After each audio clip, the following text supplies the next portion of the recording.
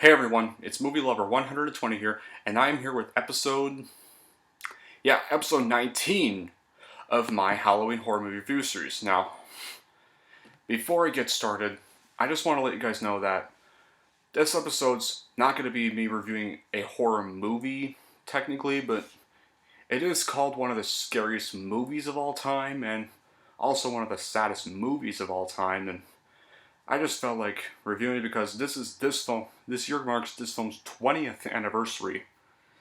And the review is going to be for none other than my favorite Darren Aronofsky movie, and that is Requiem for a Dream. Now, before I start reviewing the movie, I just want to say that Darren Aronofsky is one of my favorite directors of all time. He's directed so many masterpieces I really love, like Black Swan, The Wrestler, Pi. I even like Mother as well. I think his only bad movie would probably have to be Noah, but I think that's about it.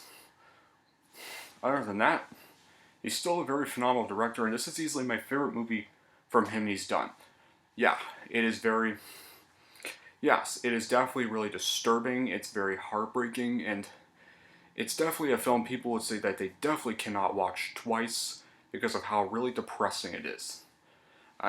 But the weirdest thing is, I've actually seen it several times, and because I just think it's a great movie, in particular, and yeah, but the movie is basically about these four drug-addicted characters and their addictions that cause them to become imprisoned in a world delusion of reckless desperation. Once their delusional state is overtaken by reality, in the film they are left as hollow shells of their former selves. And when this movie was about to be released, it got slapped with an NC-17, and the MPAA told them to edit it if they wanted the movie to get a release. But Darren Aronofsky refused to edit the movie because, well, yeah, I can see why he didn't want to edit out any NC-17 stuff because if this movie were edited, it would kind of ruin the impact of it, and it clearly shows that he wasn't really trying to have this get a wide release. He was kind of intending it to be an independent release and didn't want to edit the movie because he didn't want the impact to be ruined. So, he kept all the unrated content, and he released the movie unrated. And yeah. And it even has one of the biggest Oscar snubs. Ellen Burstyn's performance should have won the Oscar, not Julia Roberts. No disrespect, but Ellen Burstyn was much more phenomenal performance of 2000 and was more deserving of the Best Actress nomination that year. And why is this movie so good? Well, its disturbingly beautiful theme song composed by Clint Marshall and performed by Kronos Cordon. First-rate execution of the setting, very faithful to the novel it's based on. Some amazingly great performances, easily one of the best performances of the early 2000s from Ellen Burstyn. The situation these characters go through has a powerful impact on a majority of audiences, especially at the end scene when they're all in the winter scenario, they're all meeting their fates, particularly where, like, Harry Goldfarb, aka Jared Leto's character, keeps injecting his arm so much that this area gets black, literally, and it's actually really haunting to look at that black arm.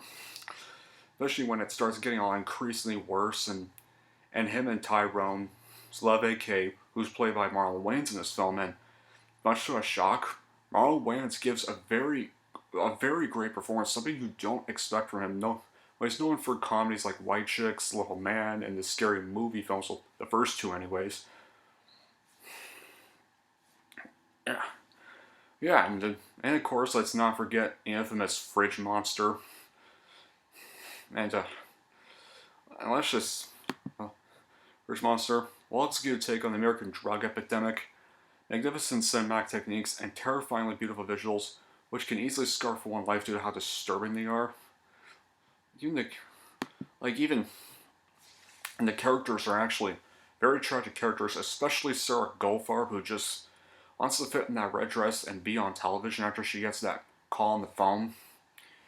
She ends up getting recommended these diet pills, and so taking them, and yeah, becomes addicted to them and pretty much loses her sanity, and yeah. I feel like she gets the worst fate, and she didn't deserve... She was probably the one character I wish could be saved.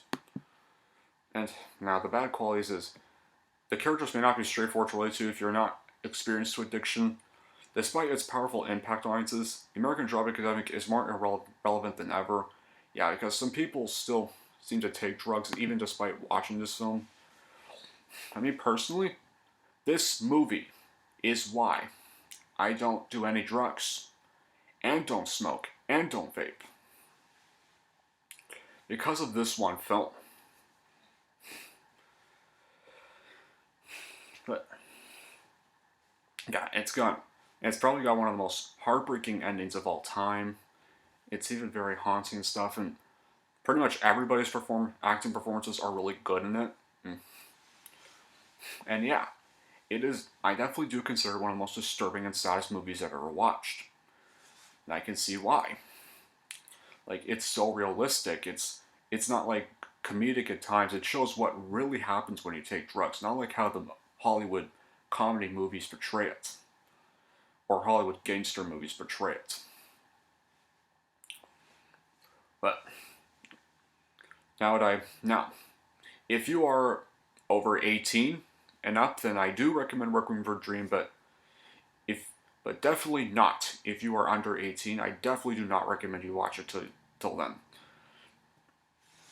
But but yeah, if you are easily able to handle some depressing stuff, then like really extreme depressing stuff, then it's definitely worth checking out.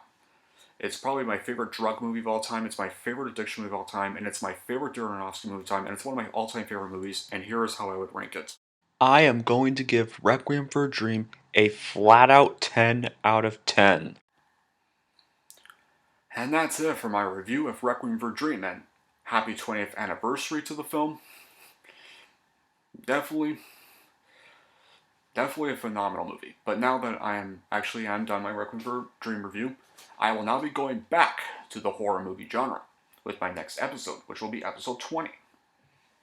And that is, of course, for none other than A Nightmare on Elm Street. And just to clarify, guys, so this is the collection of all the films, but I'm just reviewing the first one, which is the best one, easily. I mean, the other ones are okay, but nothing beats the first one. And it's especially that pitiful 2010 remake that I definitely am glad not to be reviewing, thank God. But yeah. But anyway, that'll be it for this review. Thank you all for watching, and if you like this and want to see more, and don't forget to like and subscribe to Movie Lover 120.